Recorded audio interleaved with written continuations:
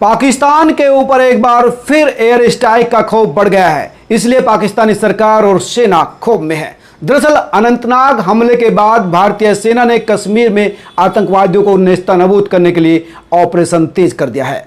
हमले में शामिल और सक्रिय आतंकवादियों को घेरा जा रहा है। भारतीय सेना की इस कार्रवाई का असर पाकिस्तान और पाक अधिकृत कश्मीर पर देखा जा रहा है। वहां सक्रिय टेरर कैंपों में से कुछ कैंपों को पीछे की तरफ धकेला जा रहा है। जम्मू कश्मीर के अनंतनाग जिले में बुधवार को आतंकवादियों के साथ हुई मुठभेड़ में सेना के 3 जाबाज अफसर शहीद हो गए थे। इस आतंकी हमले की जिम्मेदारी पाकिस्तान के लश्कर-ए-तौबा से जुड़े हुए आतंकी संगठन TRF यानी द रेजिस्टेंट फ्रंट ने ली थी। घटना से पूरा देश गम में है, गुस्से में है। हर जगह पाकिस्तान का और पाकिस्तानी सेना का पुतला फूंका जा रहा है, उसके खिलाफ नारेबाजी की जा रही है। पूरा देश चाहता है कि पाकिस्तान से बदला लिया जाए और इसी के लिए सेना अपनी पुल प्रूफ तैयारी के साथ घाटी में उतरी है। और जो सूत्र बता रहे हैं कि अब लश्कर के इन दोनों आतंकवादियों को घेर भी लिया गया है और किसी भी वक्त ऑपरेशन खत्म हो सकता है, यानी इनका काम खत्म हो सकता है। अनंतनाग एनकाउंटर से पाकिस्तान भी घबरा चुका है। एयर स्ट्राइक का उसको डर है, उसे लगता है कि भारत कभी भी कुछ भी कर सकता है। और ये जो खबर मैं आपको शेयर कर रहा हूँ, जो बता रहा हूँ, ये खुफिया एजेंसियों के हवाले से है कि पाकिस्तान अधिकृत कश्मीर यानी POK में जो सक्रिय टेरर कैंप है, उनमें से कई कैंप जिनमें कई आतंकवादी थे, उनको पीछे की तरफ ले जाया जा रहा है। सूत्र बता रहे हैं कि इन टेरर कैंपों को LOC के नज़दीक बने लॉन्च पैड की तरफ शिफ्ट किया गया है। दरअसल पिछले कुछ दिनों से जो टेरर कैंपों में आतंकवादियों की संख्या थी वो बढ़ गई थी और सूत्र बता रहे हैं कि LOC के पास पाकिस्तानी सेना के कैंप के नज़दीक कुछ टेरर कैंप जो हैं वो छुपा दिए गए हैं उनको, ताकि इनको बचा लिया जाए। अगर पहले तरह से अटैक हुआ तो वहाँ पर जो आतंकवादी है उनको बचा लिया जाए। ये कोशिश पाकिस्तानी सेना कर रही है इन आतंकी कैंप को शिफ्ट करने से, लेकिन उनको पता नहीं है कि पाकिस्तानी सेना पर जब भी कार्रवाई होगी उसको कानो कान खबर नहीं होगा। दरअसल ये जो टेरर कैंप है वो LOC से महज कुछ किलोमीटर की दूरी पर है और यही डर पाकिस्तानी सेना को है।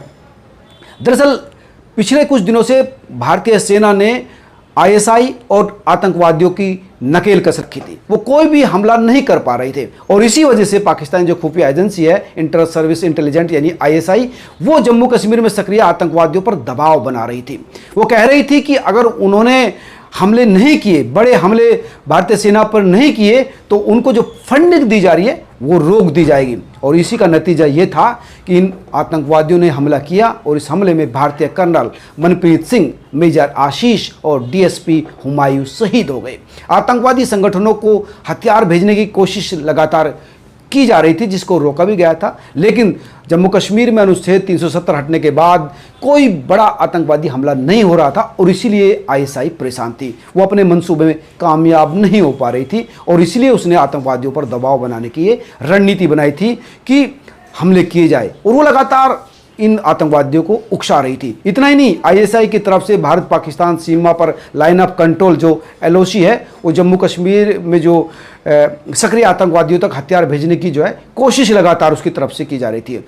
दरअसल ISI लगातार लोकल ग्रुप के जरिए ही हथियारों की सप्लाई जम्मू कश्मीर में करती है। वो ऐसे आतंकवादियों को पकड़ती है जो लोकल हो, जिसे लोकल रास्तों की जानकारी हो, और इसी वजह से वो एक कोशिश करती है कि जो कंसाइनमेंट उनको दिया जाए वो आतंकवादियों तक पहुंचे। उन्हें रास्तों का भी पता है, लोकलिटी का भी पता है और लोकल लैंग्वेज भी डालते हैं। तो इसी तरह से वो लोकल आतंकवादियों के जरिए लगातार वहाँ पर घुसपैठ करते हैं, हथियार सप्लाई करते हैं और ये जो हमला है उसमें भी लोकल आतंकवादियों का इनपुट है। लेकिन उनको पता होना चाहिए कि भारतीय सेना आतंकवादियों की सफाई के लिए कटिबद्ध है। 2019 में जब पुलवामा हमला हुआ था, उसके बाद पाकिस्तान पर अटैक करके जिस तरह से जो टेरर कैंपों से 300 के करीब आतंकवादियों को मारा गया था, वो दिन सोचकर आज भी पाकिस्तानी सेना और सरकार की रूह कांपती है। गौरतलब है कि पुलवामा हमले के 12 दिन बाद यानी 26 फरवरी 2019 की रात को करीब 3 बजे भारत ने बालाकोट एयर स्ट्राइक की थी और पाकिस्तान के करीब 300 आतंकवादी मार गिराए थे।